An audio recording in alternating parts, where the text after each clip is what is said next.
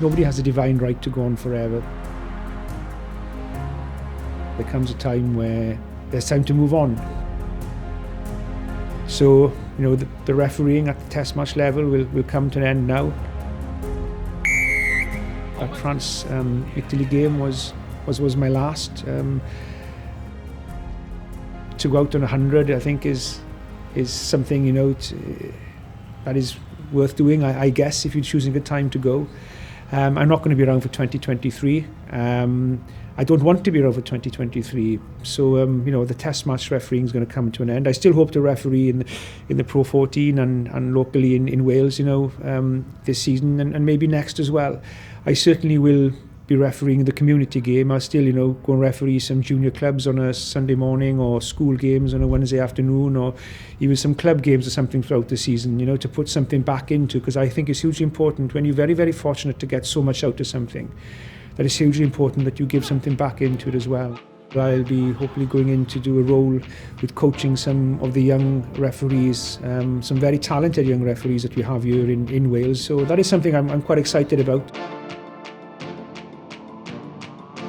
Reaching the 100 caps has been a bit of a milestone. I haven't refereed to reach milestones, but obviously when those milestones happen, like, when you get your first cap is something special, and then I remember getting my 50th cap out in Dublin. It was actually Brian O'Driscoll's last game for Ireland in Dublin. So that was something special. And then obviously as the years gone by, then the World Cup, and then came out the World Cup into the Six Nations. And I probably was looking then to call it a day probably around that time. And all of a sudden you're on 98 test matches after the Six Nations. Thankfully got another 2 games and reached that milestone. So it is something I'm proud of, yeah. But more importantly, I've made my family and community proud as well, which I think is more important, really, to be honest.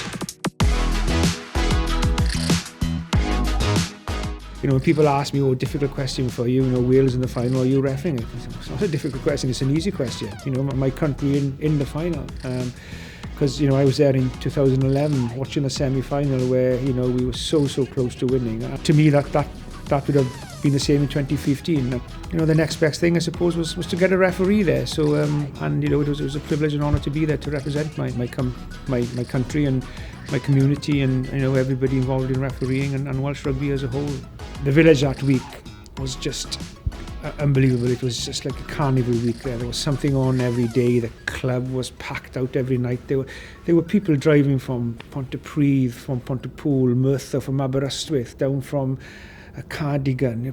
People driving to Manicerrig to see, where I was from and to go to the club because it had been on Heno that week and on the news and stuff. And it was unbelievable. And then what it meant for my community and my dad in particular was something, very, very, very special. And the only thing I do regret is I couldn't be there with them to enjoy it all.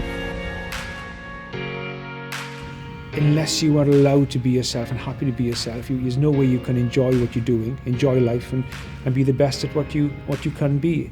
And to me, that's hugely important that, we're all treated the same, that nobody's treated different. You're judged on the content of your character and the person that you are and nothing else. You're not judged on the colour of your skin, your sexuality, your religious beliefs, or wherever you come from. Everybody should be given the same opportunity and treated the same. It did hinder my life growing up and put me in a very, very dark place for quite a long period in my sort of early, mid-20s. But having got a second chance and allowed to be who I am, I think it's hugely important that everybody gets that opportunity. And to me, one of the most important values and ethos of rugby union is the value of respect. And I think one thing that today's society lacks is respect. Rugby, I believe, upholds a tradition and value of respect better than any other sport in the world.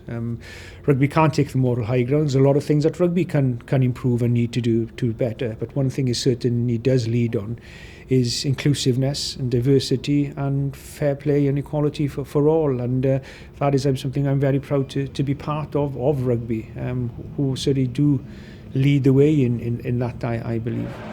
Well, Sam? Yeah, good, thanks. Good Christmas? Yeah, good. Old man right there? What I would tell, any young people, particularly players who, have ambition of being at the international stage and don't quite make it for whatever different reasons, sort of, their ability levels out.